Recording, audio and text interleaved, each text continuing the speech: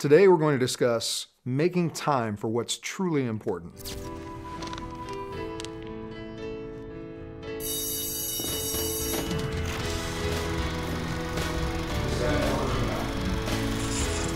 the first step. That's the only way. A little over a week ago, I was on my way into New York City, and the tone on my BlackBerry went off to let me know that I had an email. Now, I don't know about you, but up until 1992, I had never touched a computer, and I swore I wouldn't. Now I have 2 laptops, 2 desktops, and I walk around with a BlackBerry strapped to my side.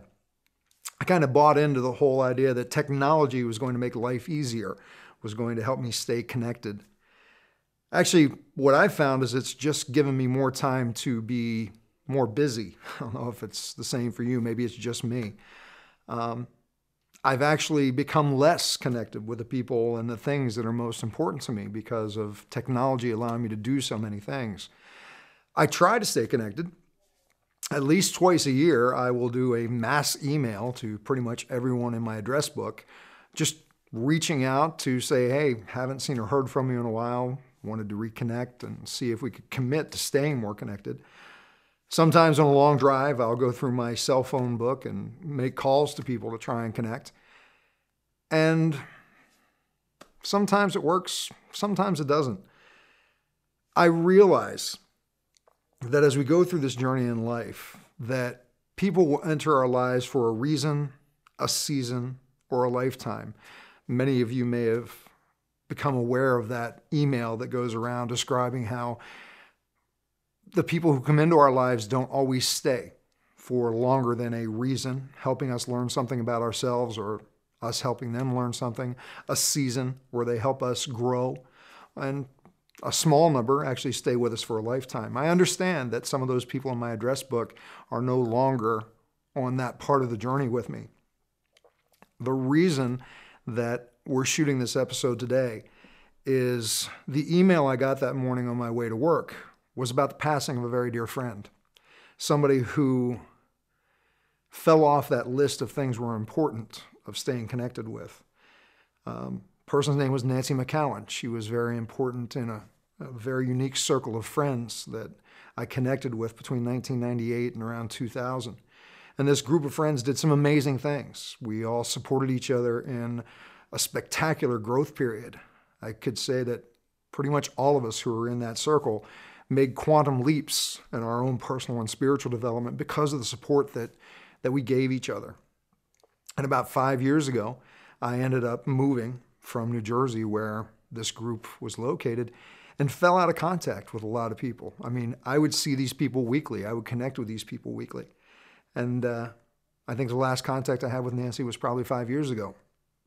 The email that day told me that she had been struggling with cancer for some time and had passed away. And as I went through the day of having received that email, I struggled a lot and I couldn't figure out why. And it came to me that I had dropped the ball on what's truly important to me. I've had some great accomplishments in my life. I've succeeded in many areas and overcome a lot of things. And we've all heard the saying before that when a person gets to those last moments of their lives, it's not about the successes they had, the money they earned, but it's about the relationships that they nurtured. And the email about Nancy's passing drove that home for me.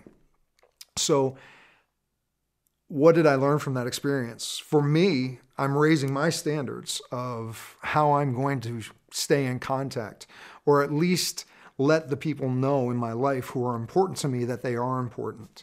I'm going to make those emails individually go out rather than a mass email weekly and phone calls weekly, because these people are what's important in my life. And I want to let them know. Even if I don't hear back from them, that's not the point of them reciprocating. It's about me reaching out to let other people know they're important. Because whenever I've sent those emails before or made those phone calls, I had that belief system or that thought in my mind that if I don't hear back, it's okay. They know I care, and I know that they care. We're busy. That excuse isn't good enough anymore for me. I need to make sure that I let the people know that they are important.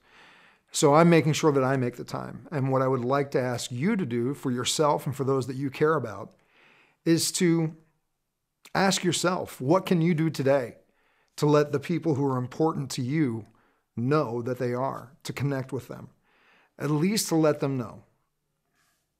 I hope you don't have to have the same experience that I had with the loss of a very dear friend. And we dedicate this episode to Nancy McCowan.